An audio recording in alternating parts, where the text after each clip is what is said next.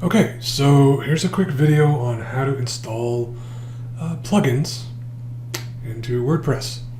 Now sometimes, and when I started I was guilty of this, I would come here to the appearance section and themes and then try, for whatever reason, to install a plugin here. So in this case I'm just going to try to install a visual icons font plugin. So when I try that and I click install now, it's going to think about it for a minute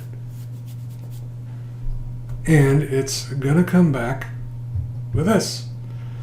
Hey, I'm unpacking it, I'm installing the theme, oops, this theme is missing style.css style sheet, theme install failed.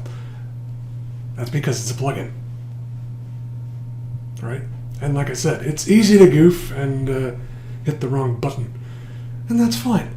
So what we will do, however, is now we're going to come down to plugins, add new,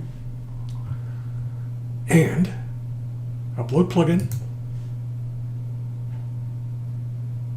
browse, find it again, install.